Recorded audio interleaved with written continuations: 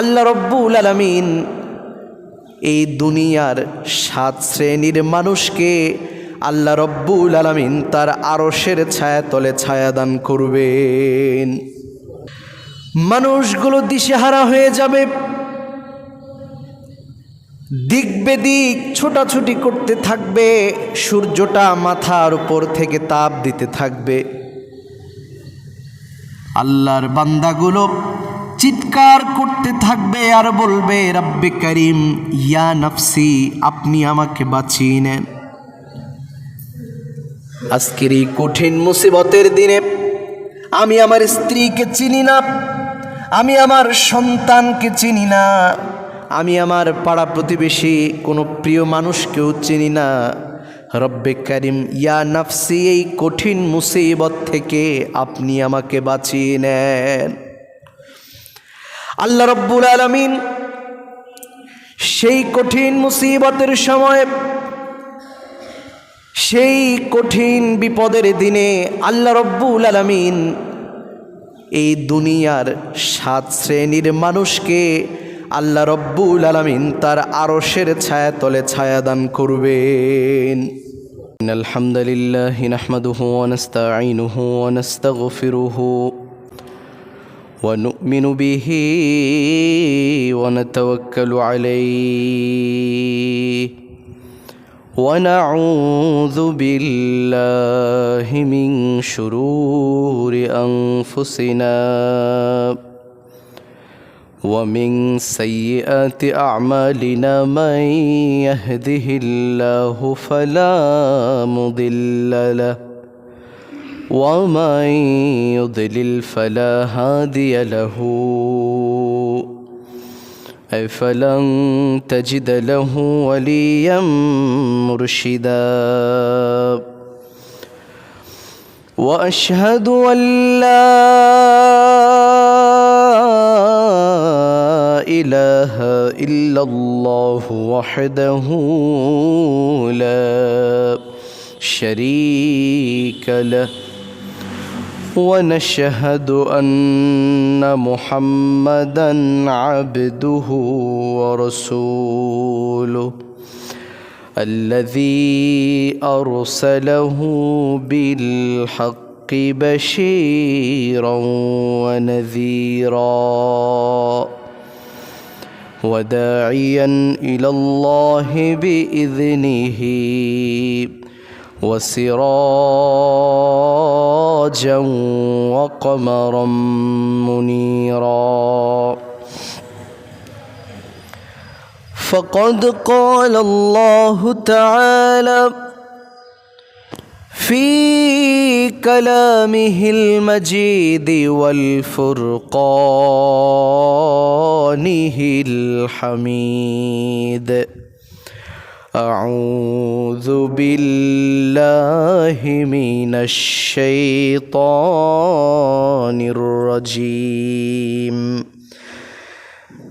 بسم الله الرحمن الرحيم إن الله يأمر بالعدل والإحسان وإيتاء ذي القربى وينهى عن الفحشاء والمنكر والبغي يعظكم لعلكم تذكرون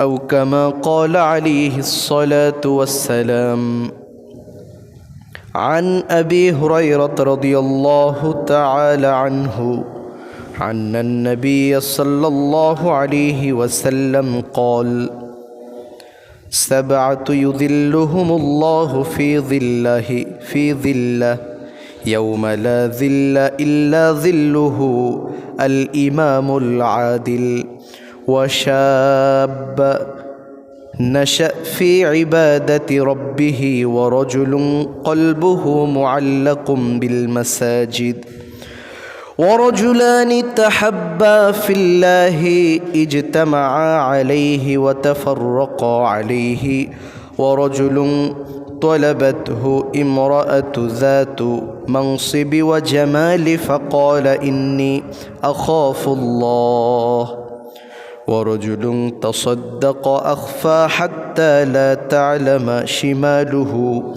ما تنفق يمينه ورجل ذكر الله خاليا ففاضت عيناه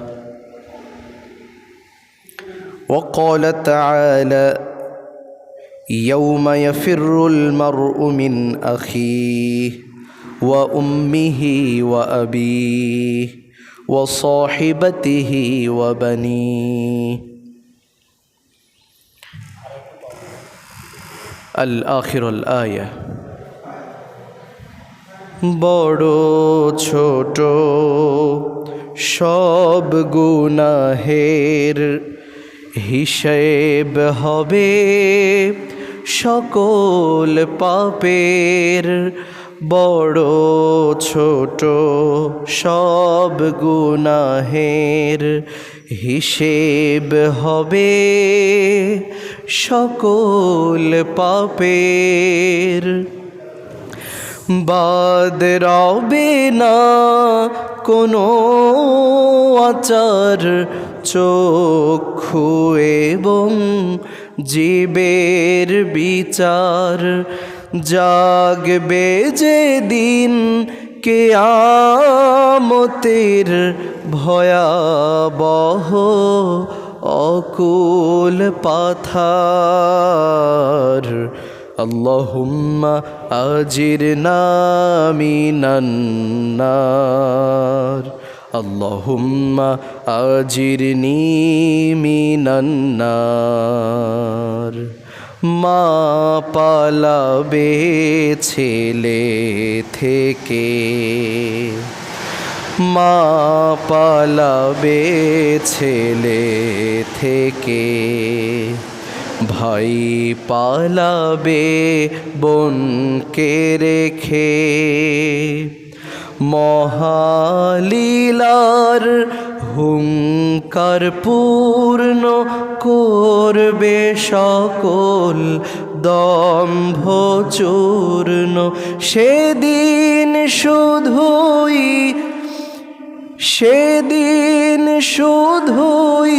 বাদশাহ হবেন ওয়াহিদুল কাহ্হার ওয়াহিদুল কাহ্হার আল্লাহুম্মা আজিরনি মিনান নার আল্লাহুম্মা আজিরনি মিনান নার আল-আখিরুল আয়া। আমরা যাবতীয় প্রশংসা এবং তারিফ আদায় করছি সেই মহান রব্বুল ইজ্জাত ওয়াল জালালের, যে রব আমাদেরকে প্রত্যেক জুমার মতো ধারাবাহিকভাবে তার ঘরে আসার তৌফিক দান করছেন। এজন্য সকলেই জবান খুলে প্রাণ খুলে দিলকে উজাড় করে দিয়ে সেই মহান মনিবের প্রতি কালিমাত শুকর আদায় পড়ছি আলহামদুলিল্লাহ। লাখো কোটি দরুদ এবং সালাম প্রেরণ করছি মানবতার মুক্তির দূত আকায়ে নামদার তাজদারে মদিনা, বিশ্ব মানবতার মুক্তির দিশারি, যেই মহামানবের অক্লান্ত গ্লানিময় পরিশ্রমের ফল স্বরূপ আমরা কোরআন পেয়েছি, হাদিস পেয়েছি, ইসলাম পেয়েছি, জীবন বিধান পেয়েছি, জীবন ব্যবস্থা পেয়েছি। সেই মহামানবের প্রতি দরুদ এবং সালাম পেশ করছি সাল্লাল্লাহু আলাইহি ওয়াসাল্লাম। সম্মানিত হাজিরিন, পৃথিবীতে মানুষ হিসেবে আমরা যারা এসেছি আমাদের সকলকেই একদিন আল্লাহর আদালতে দাঁড়াতে হবে। পৃথিবীতে আমরা অপরাধ করে যদি পার পেয়েও যাই, দুনিয়ার আদালত থেকে যদি কোনোভাবে বেঁচে যাই, কিন্তু আল্লাহর আদালত থেকে বাঁচার কোনো উপায় আছে? নাই। সেদিন মহান রব্বুল ইজ্জাত ওয়াল জালাল আল্লাহ রব্বুল আলামিন একদম হাতে হাতে প্রমাণ সহ আমাদের ভুলগুলো, আমাদের অপকর্মগুলো সেদিন আল্লাহ রব্বুল আলামিন প্রকাশ করে দিবেন। সম্মানিত হাজিরিন, সেই দিনটা হচ্ছে কিয়ামতের দিন, যেই দিনটার ব্যাপারে বিশ্বনবী সাল্লাল্লাহু আলাইহি ওয়াসাল্লাম ঘোষণা করেছেন ওই দিনটা দুনিয়ার কোনো সাধারণ দিনের মতো হবে না। ওই দিনটা হবে টানা 50,000 বছর।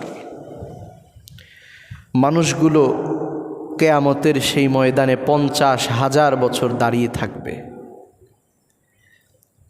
আজকের যেই সূর্যটা পৃথিবী থেকে কোটি কোটি কিলোমিটার দূরে, এই সূর্যটা এত দূর থেকে আমাদেরকে তাপ দিচ্ছে, এই তাপ আমরা সহ্য করতে পারি না।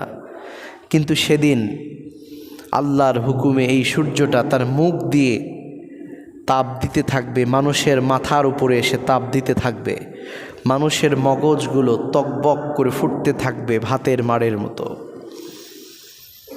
একটু চিন্তা করুন সেদিনের কথা। মানুষের মাথার মগজগুলো নাকের ছিদ্র আর কানের ছিদ্র দিয়ে বেয়ে বেয়ে টপ টপ করে পড়বে। মানুষগুলো দিশেহারা পাগল পাড়া হয়ে থাকবে, দিক বেদিক ছোটাছুটি করতে থাকবে। সবার মুখে একটাই ধ্বনি, ইয়া নফসি, রব আপনি আমাকে বাঁচিয়ে নেন। কোথাও কোনো ছায়া নাই, সবগুলো মানুষ শুধু চিৎকার, হাহাকার, আমি পিপাসার্ত, আমাকে একটু পানি দেন, একটু খেতে চাই, পিপাসা নিবারণ করতে চাই। কিন্তু সেদিন কি আমাদের কোনো নিস্তার হবে? মানুষগুলো কোথাও ছায়া পাবে না। আল্লাহ রব্বুল আলামিন বিশ্বনবীর মাধ্যমে আমাদেরকে জানিয়ে দিয়েছেন সেই দিন কোনো মানুষের পায়ে কোনো জুতা থাকবে না। আমরা মসজিদে ওঠার সময় যখন সিঁড়ি বেয়ে উঠছিলাম খালি পায়ে, এই রোদের তাপে সিঁড়িটা গরম হয়ে গিয়েছে, পা রাখাই মুশকিল। কিন্তু কিয়ামতের মাঠটা মাটি দিয়ে তৈরি হবে না, এটা হবে তামার জমিন। সূর্যটা তাপ দিয়ে এই তামার জমিনকে উত্তপ্ত করে ফেলবে। মানুষের পায়ে কোনো জুতা থাকবে না, খালি পায়ে ওই তামার জমিনে দৌড়াদৌড়ি করতে থাকবে। আল্লাহ রব্বুল আলামিন সূরাতুল আবাসাতে সে কথা বলছেন, ইয়াউমা ইয়াফিরুল মারউ মিন আখি। সেদিন জমিনটা হবে লেভেল প্লেন ফিল্ড, তামার জমিন। ওয়া উম্মিহি ওয়া আবি, মা তার ছেলেকে পরিচয় দেবে না, বাবা তার সন্তানদেরকে দেখা হলেও পালিয়ে পালিয়ে থাকবে, ভাই তার বোনকে পরিচয় দিবে না। কারণ সবাই অপরাধী, সবাই পাপ করেছে, গুনাহ করেছে। সেদিন ওয়া সাহিবাতিহি ওয়া বানি, স্বামী তার স্ত্রীকে পরিচয় দেবে না, সন্তানগুলো তার পিতাকে পরিচয় দিবে না। বিশ্বনবী সাল্লাল্লাহু আলাইহি ওয়াসাল্লাম ঘোষণা করেছেন সেই দিন কারো পরনে কোনো পোশাকও থাকবে না। আম্মাজান আয়েশা সিদ্দিকা রাদিয়াল্লাহু তাআলা আনহা জিজ্ঞাসা করলেন, ইয়া রাসূলুল্লাহ, সেই কঠিন মুসিবতের সময় যখন মানুষের শরীরে কোনো পোশাক থাকবে না, এটা তো লজ্জার বিষয়। বিশ্বনবী সাল্লাল্লাহু আলাইহি ওয়াসাল্লাম উত্তর দিয়েছেন, আয়েশা, লিকুল্লি ইমরিইম মিনহুম ইয়াউমাইযিন শা'নুন ইউগনি। আয়েশারে, সেদিন সেই কঠিন মুসিবতের সময় মানুষগুলো নিজেদেরকে বাঁচাবার জন্য পাগল পাড়া, দিশেহারা হয়ে যাবে, কেউ কারো দিকে তাকানোর সাহসটুকু থাকবে না। একবার চিৎকার দিয়ে বলেন আল্লাহু আকবার। মানুষগুলো দিশেহারা হয়ে যাবে,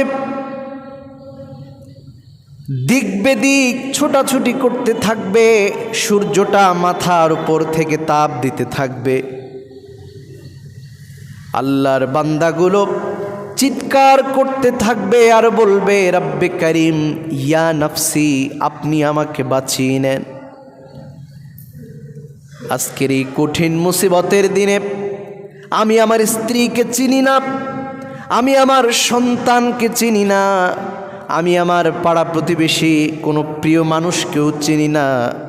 রব্বে কারিম ইয়া নাফসি, এই কঠিন মুসিবত থেকে আপনি আমাকে বাঁচিয়ে নেন। আল্লাহ রব্বুল আলামিন সেই কঠিন মুসিবতের সময়, সেই কঠিন বিপদের দিনে আল্লাহ রব্বুল আলামিন এই দুনিয়ার 7 শ্রেণীর মানুষকে আল্লাহ রব্বুল আলামিন তার আরশের ছায়াতলে ছায়া দান করবেন। আরেকটু জোরে বলেন না সুবহানাল্লাহ। একটু চিন্তা করেন, কেউ ছায়া পাচ্ছে না, সবগুলো মানুষ দিশেহারা পাগল পাড়া। আল্লাহ রব্বুল আলামিন ওই কঠিন মুসিবতের দিনে ডেকে ডেকে 7 শ্রেণীর মানুষকে আল্লাহ রব্বুল আলামিন তার আরশের কুরসির যে ছায়া হবে সেই ছায়ায় আল্লাহ রব্বুল আলামিন তাদেরকে অবস্থান করাবেন। সুবহানাল্লাহ। এই মানুষগুলোর ভাগ্য ভালো না খারাপ? কথা বলেন, ভালো না খারাপ? ভালো। আল্লাহ রব্বুল আলামিন তার যে আরশ রয়েছে, এই আরশটা ঊর্ধ্বগামী উপরে রয়েছে। এই আরশের যেই ছায়া থাকবে, আল্লাহ রব্বুল আলামিন পৃথিবীর 7 শ্রেণীর মানুষকে সেই আরশের ছায়াতলে ছায়াদান করবেন। বিশ্বনবী সাল্লাল্লাহু আলাইহি ওয়াসাল্লাম ঘোষণা করছেন।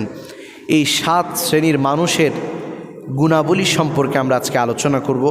আল্লাহ রব্বুল আলামিন এই 7 শ্রেণী মানুষের কাতারে আমাদেরকে শামিল হওয়ার তৌফিক দান করুন। আমরা সকলেই পড়ছি আল্লাহুম্মা আমিন। عن أبي هريرة رضي الله تعالى عنه عن النبي صلى الله عليه وسلم قال: 7 يظلهم الله في ظله يوم لا ظل إلا ظله। হযরত আবু হুরায়রা রাদিয়াল্লাহু তাআলা আনহু থেকে এই হাদিসটা বর্ণিত। এই সাহাবীর নাম আমরা শুনেছি তো, সব থেকে বেশি হাদিস তিনি বর্ণনা করেছেন। 5000-এর বেশি হাদিস তিনি বর্ণনা করেছেন। তার নাম আসলে আবু হুরায়রা ছিল না। আল্লাহর নবীর এই সাহাবী তিনি বিড়ালকে ভালোবাসতেন। হঠাৎ করে একদিন তিনি জামার হাতলের কাছে তিনি বিড়ালকে নিয়ে আল্লাহর নবীর দরবারে বসে আছেন। তো বিড়ালটা সেখান থেকে বের হয়ে দৌড় দিয়েছে।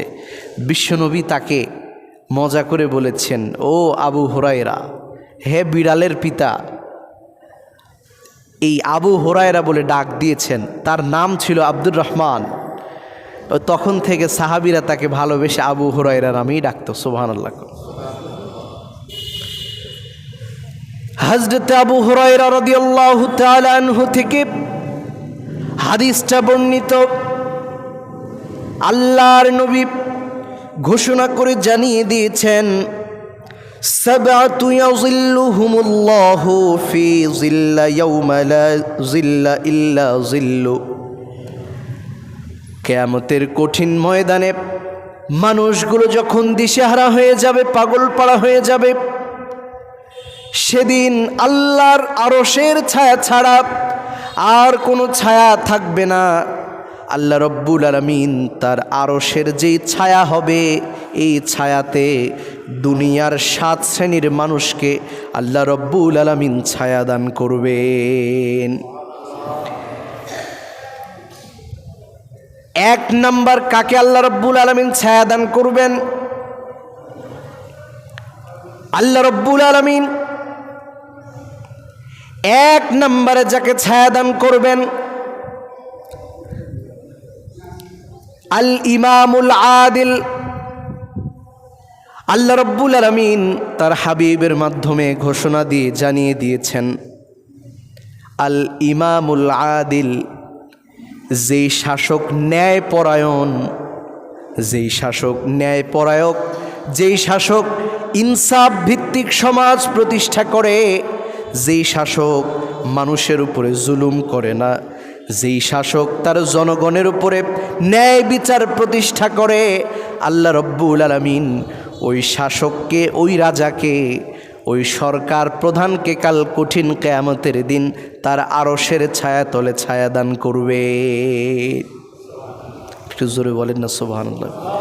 আপনারা মনে হয় ভয় পাইলেন আমার এই হাদিস শুনে। আল্লাহর নবী কি সরকার প্রধান ছিলেন না? ছিলেন তো। তিনি তো সর্বস্তরের মানুষের জন্য মডেল। তিনি পিতা হিসাবে মডেল, তিনি সন্তান হিসেবে মডেল, তিনি শ্বশুর হিসেবে মডেল, তিনি জামাই হিসেবেও মডেল, তিনি শাসক হিসেবেও মডেল। সুবহানাল্লাহ বিহামদি।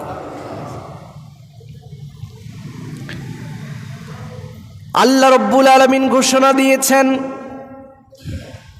আমি রব জুলুমকে পছন্দ করি না।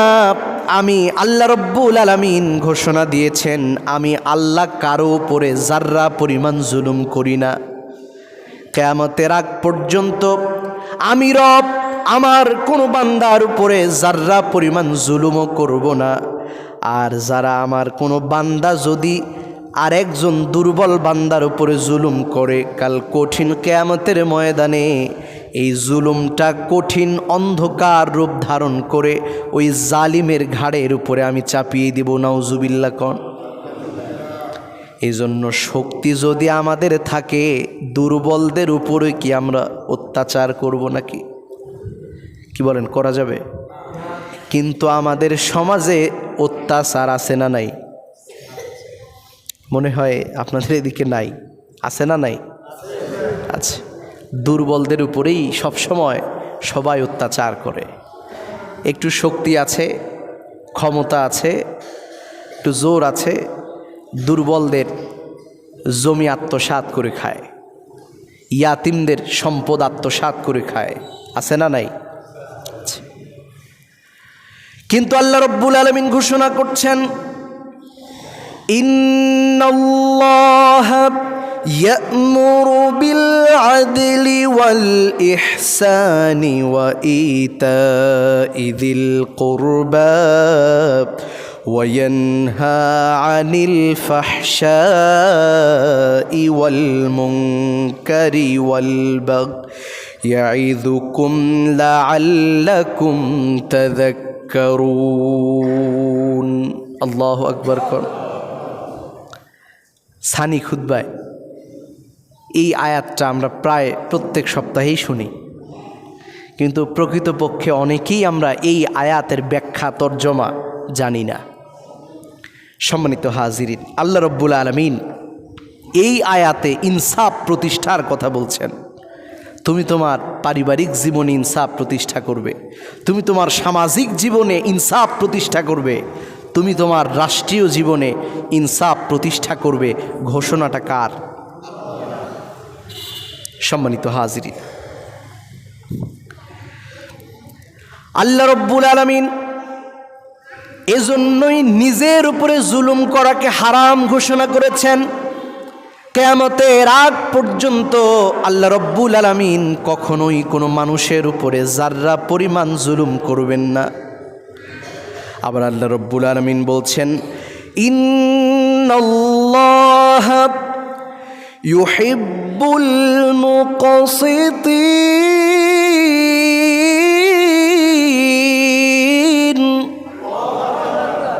আল্লাহ রব্বুল আলামিন ঘোষণা করে জানিয়ে দিচ্ছেন, যারা ন্যায় বিচার সমাজে কায়েম করবে, যারা ইনসাফ ভিত্তিক সমাজ ব্যবস্থা দুনিয়ায় কায়েম করবে, যেই ন্যায় বিচারক ন্যায়ভাবে সত্য বস্তুনিষ্ঠার সাথে তার বিচার কার্য সম্পাদন করবে, আল্লাহ রব্বুল আলামিন ওই শাসককে, ওই বিচারককে ভালোবাসবেন। সুবহানাল্লাহ। এজন্য ন্যায়পরায়ণ শাসক আমাদের দেশে দরকার আছে না নাই? আর একটু আসতে বলেন, আপনারা ভয় পাচ্ছেন নাকি? ন্যায়পরায়ণ শাসক তো আমরা সবসময়ই চাই। আজকেও, গতকালকেও চেয়েছি, এখনও চাচ্ছি, আগামীকালকেও চাবো। কথা বলেন ঠিক কি না? এমন যদি হতো আমার দেশের শাসক হতো ওমরেরই মতো, হতো আবু বকরের মতো। কথা বলেন ঠিক কিনা? হযরতে আবু বকরের মতো যদি শাসক আমরা পেতাম, হযরতে ওমরের মতো শাসক যদি আমরা পেতাম, তাহলে ধর্ষকরা একটা মাসুম অবুঝ শিশুকে ধর্ষণ করে তার ইজ্জত লুণ্ঠন করে কখনোই ছাড়া পেত না। কথা বলেন ঠিক কিনা?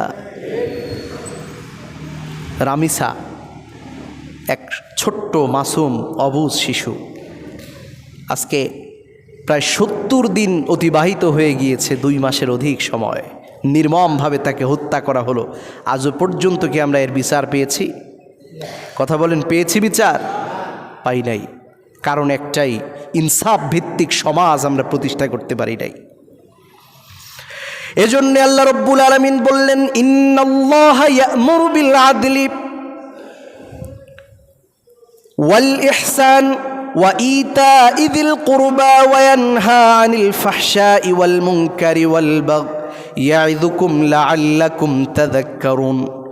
এজন্য আল্লাহ রাব্বুল আলামিন বললেন, তোমার ব্যক্তিগত জীবন, তোমার সামাজিক জীবন, তোমার রাষ্ট্রীয় জীবনে একমাত্র একজনের জন্যই ইনসাফ প্রতিষ্ঠা করবে।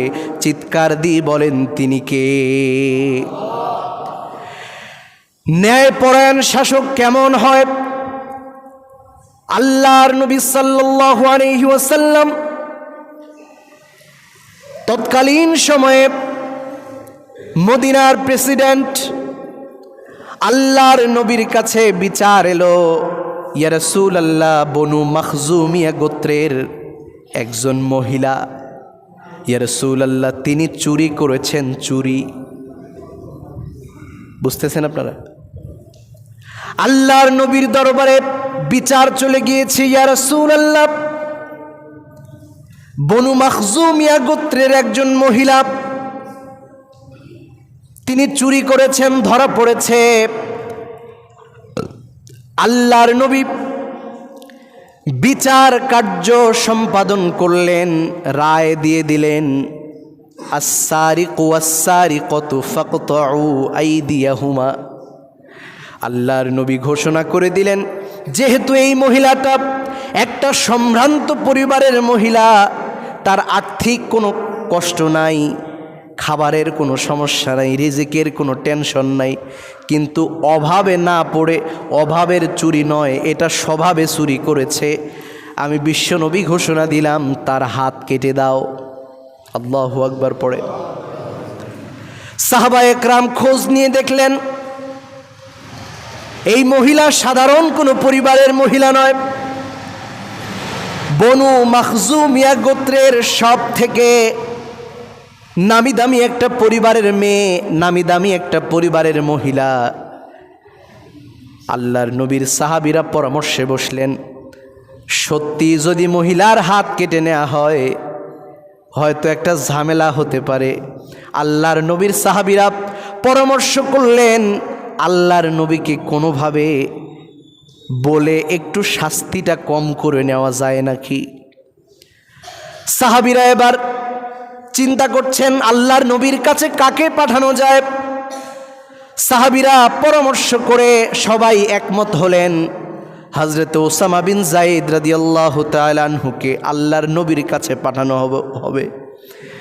পরামর্শ অনুযায়ী হযরত ওসামা বিন যায়েদ রাদিয়াল্লাহু তাআলা আনহুকে আল্লাহর নবীর কাছে পাঠানো হলো, কারণ তিনি হযরত ওসামা বিন যায়েদ রাদিয়াল্লাহু তাআলা আনহুকে খুব ভালোবাসতেন।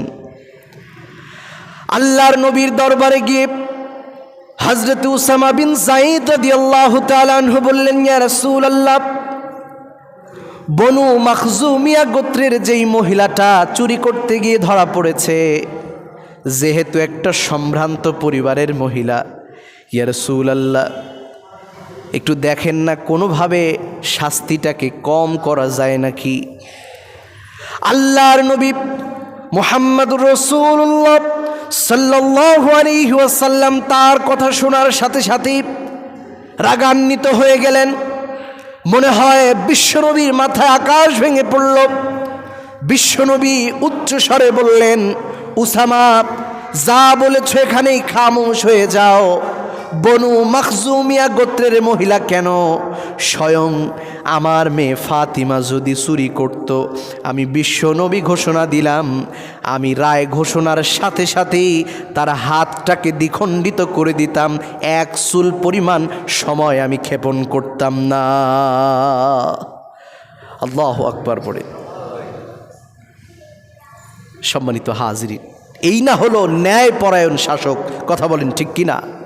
যে তার সন্তান যদি অপরাধ করে, তার সন্তানের অপরাধকেও বরদাস্ত করতে রাজি নেই। কথা বলেন ঠিক কিনা? কিন্তু আজকে আমরা সমাজে, আমাদের দেশে কি দেখি? ক্ষমতাসীন দলের লোকজন অপরাধ করে পার পেয়ে যায় শুধু ক্ষমতায় থাকার কারণে। কথা বলেন ঠিক কিনা? আল্লাহর কাঠগড়া থেকে কি সেদিন ছাড় পাওয়ার কোনো ব্যবস্থা থাকবে? থাকবে না। দুনিয়ার আইনের ফাঁক ফোকর দিয়ে যদি আমরা বের হয়েও যাই, কিয়ামতের কঠিন ময়দানে আল্লাহর আদালতে যেদিন আপনাকে, আমাকে, আমাদেরকে দাঁড় করিয়ে দেয়া হবে, সেই দিন আর কোনো পথ খোলা পাওয়া যাবে না। এই অপরাধীগুলো সেদিন আল্লাহর কাঠগড়ায় দাঁড়িয়ে, অহংকারী এই অপরাধীগুলো আল্লাহ রব্বুল আলামিনকে বলবে, রব্বে কারীম, আপনি যে অপরাধের কথা আমার উপরে বলছেন, এই অপরাধ আমি দুনিয়ায় গিয়ে করি নাই। নাউজুবিল্লাহ। কোন দুনিয়াতে অপরাধ করেছে, তারপরে আল্লাহর দরবারেও গিয়ে বলবে আমি অপরাধ করি নাই। আল্লাহ রব্বুল আলামিন বলবেন, ঠিক আছে, আমি প্রমাণ হাজির করছি। আল্লাহ রব্বুল আলামিন তার অপরাধের প্রমাণগুলো ভিডিও ক্যামেরার মতো আল্লাহ রব্বুল আলামিন প্রজেক্টরের মতো সিস্টেম করে সেই ভিডিও ক্লিপ চালিয়ে দিবেন।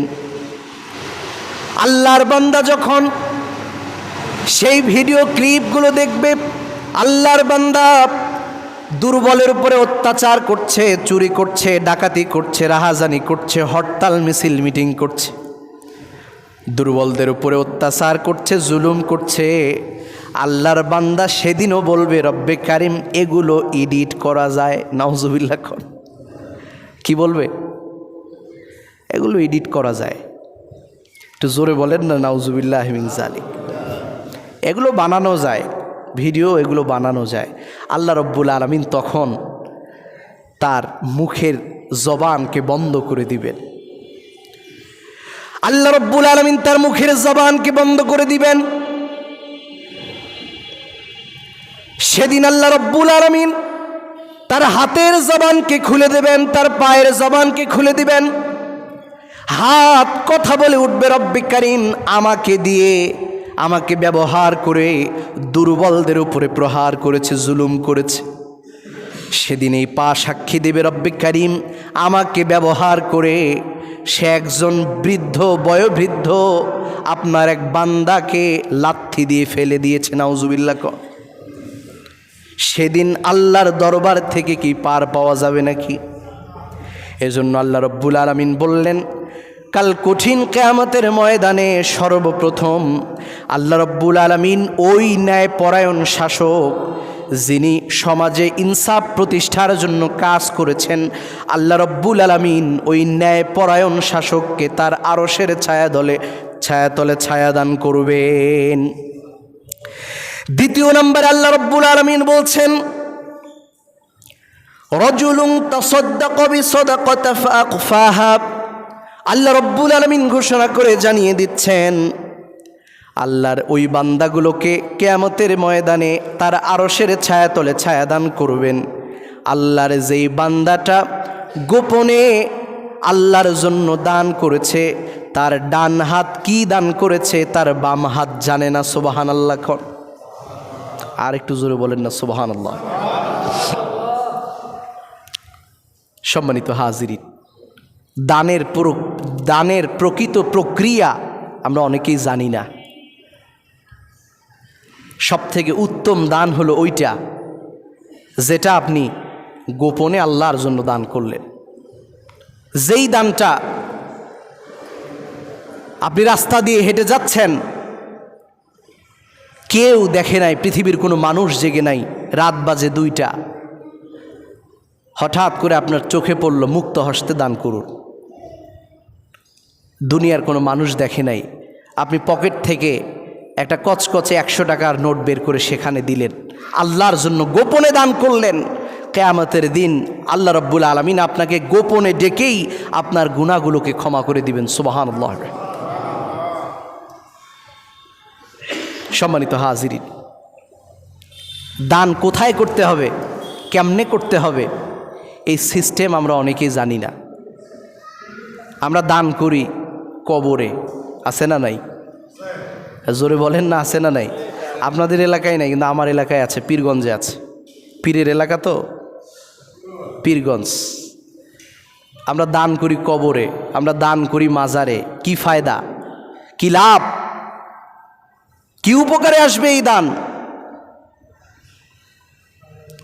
সম্মানিত হাজিরিন, কবরে যেই ব্যক্তিটা চলে গিয়েছেন, বিশ্বনবী সাল্লাল্লাহু আলাইহি ওয়াসাল্লাম ঘোষণা করেন, একজন সাঁতার না জানা ব্যক্তি সমুদ্রে যেমন, যেই ব্যক্তিটা কবরে শুয়ে আছে তার অবস্থাও ঠিক তেমন। ঠিক কিনা বলে? এজন্য মাজারে দান করার কোনো ফায়দা নাই। যেই টাকা আপনি মাজারে দান করেছেন, ওই টাকা দিয়ে যদি একটা আপেল কিনে নিয়ে গভীর রাতে বাড়িতে ফিরে আপনার মায়ের ঘরের দরজায় গিয়ে করাঘাত করে আপনার মায়ের মুখে যদি একটা আপেল মুখ তুলে দিতে পারেন, ওই মাজারে দান করার চাইতে কোটি কোটি গুণ সব আল্লাহ আপনার আমলনামায় লিপিবদ্ধ করে দেবেন। দানের প্রক্রিয়া সিস্টেমই আমরা জানি না। দান সম্বন্ধে আরও অনেক বিস্তারিত আলোচনা আছে। কোথায় করব, কেমনে করব, কী জন্য করব, আমরা পরবর্তীতে এই বিষয়গুলোতে আলোকপাত করার চেষ্টা করব ইনশাআল্লাহ। আল্লাহ রাব্বুল আলামিন বলছেন, হাত্তা লা তা'লামু শিমালুহুমা তুনফিকু ইয়ামিনি। আল্লাহ রাব্বুল আলামিন বলছেন, এমন গোপনভাবে দান করো যে তোমার ডান হাত যে দান করবে, তোমার বাম হাত বলতেই পারবে না কি দান করলো। সুবহানাল্লাহ। যে মানুষগুলো এভাবে গোপনে দান করে, আল্লাহ রাব্বুল আলামিন তাদেরকেও কিয়ামতের কঠিন ময়দানে তার আরশের ছায়াতলে ছায়াদান করবেন।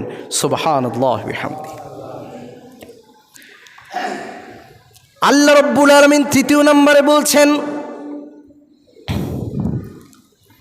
ওই যুবককে আল্লাহ রাব্বুল আলামিন কিয়ামতের দিন তার আরশের ছায়াতলে ছায়াদান করবেন, যেই যুবক বয়সে বেশি থেকে বেশি ইবাদত করেছে, আমল করেছে। সুবহানাল্লাহ। কিন্তু আমরা হর হামেশাই কি দেখি, যুবক বয়সে যত আকাম যত কুকাম রয়েছে সব করে, আর যখন চামড়া হয় ঢিল তখন আল্লাহর সাথে দেয় মিল। কথা বলেন ঠিক কিনা?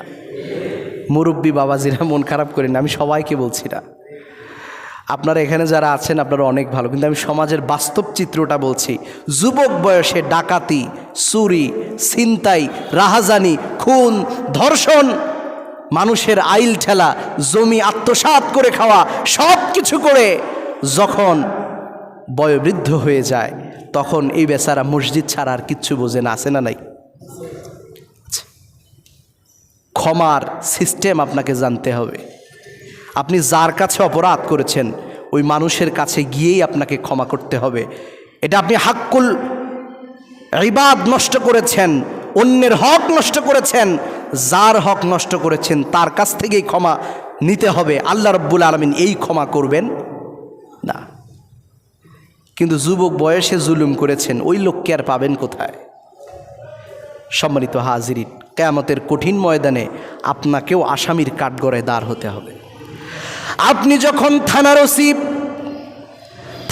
ওসি থাকা অবস্থায় নির্মমভাবে জুলুম করে আল্লাহর বান্দাগুলোর উপরে মিথ্যা মামলা দিয়েছেন, আপনি যখন থানার ওসি মিথ্যা মামলা দিয়ে মানুষকে ফাঁসিয়ে দিয়েছেন, আপনি যখন অফিসের চেয়ারে বসে আছেন অন্যায়ভাবে ঘুষ খেয়েছেন, কিন্তু যখন আপনি বয়োবৃদ্ধ তখন আপনি আল্লাহর কাছে ক্ষমা চাচ্ছেন, বলেন আল্লাহ কি এই ক্ষমা কি কবুল করবেন নাকি?